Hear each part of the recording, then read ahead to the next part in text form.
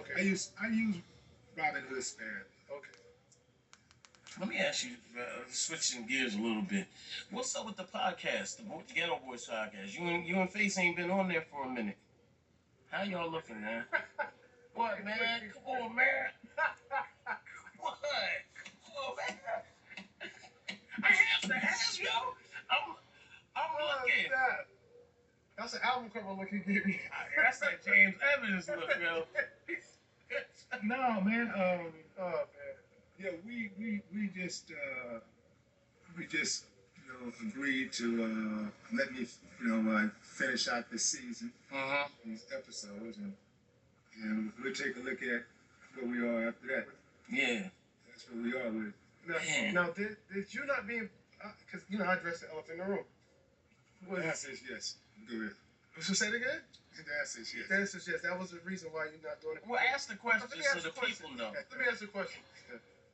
You're not doing that. You're not being included on that hip hop show.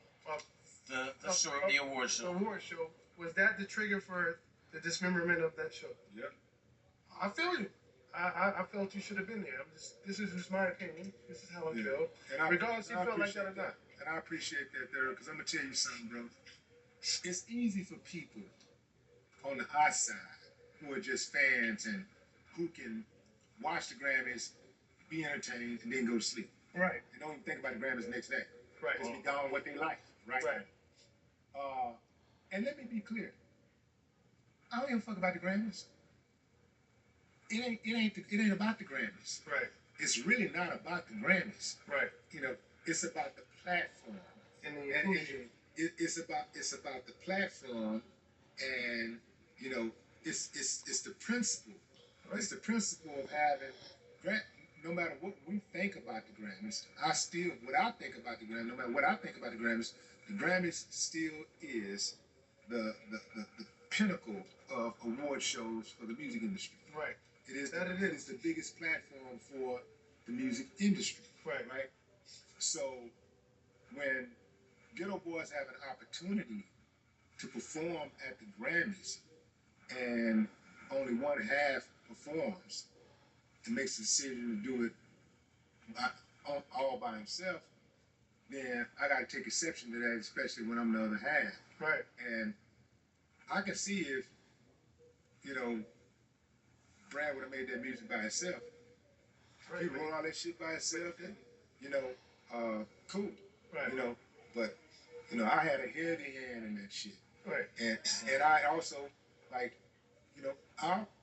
I'm responsible for that fucking record being as big as it was. Right. So I'm partially responsible for that record being as big as it was. So,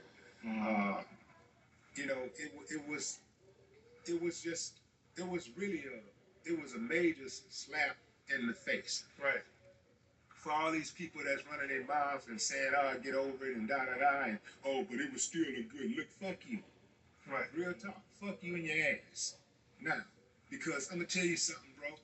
You ain't spent nights in the studio bumping heads. You ain't had to put your life on pause to make this music. Right. You ain't had to go on tour and be confronted by redneck police officers, get the bus pulled over on some 1960s type shit. Definitely. You ain't have to fight for an entire music genre to be able to speak their mind and say what they want to say. Right. You ain't have to fight for that. You didn't get persecuted for that. Right.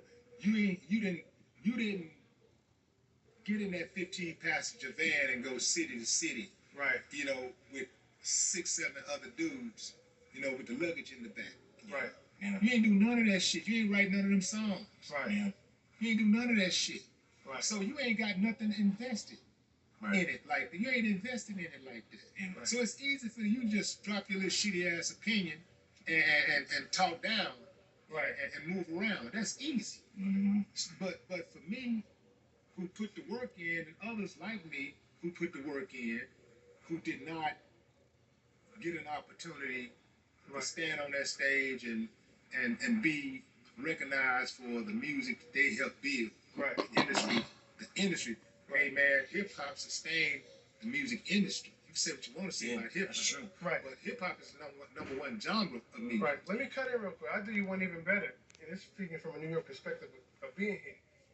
Everybody that's in the South right now that's doing music and able to come to New York and perform, there was a time when people from New York wasn't trying to hear nobody from the South. Yeah. That's right. There was a time.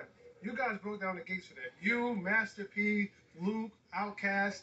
I'm firsthand remember hearing Ghetto Boys mind playing tricks on me. Yeah. Kid Capri was playing that. You Yeah. know, before no one knew who that was. You know what I mean? So you guys are a testament to, people should give you their flowers. Man, you know? man, coming to New York was like. Let's speak on that. Because a lot of people don't understand. Wait. Let me. Man, I thought them boys had settled that. I thought that last time that they went on the show and talked that shit out like men, shit, I thought it was the end of that shit. I thought they was gonna be back doing a show together, but shit, I guess not. But I don't know. It's up in the air. Wait.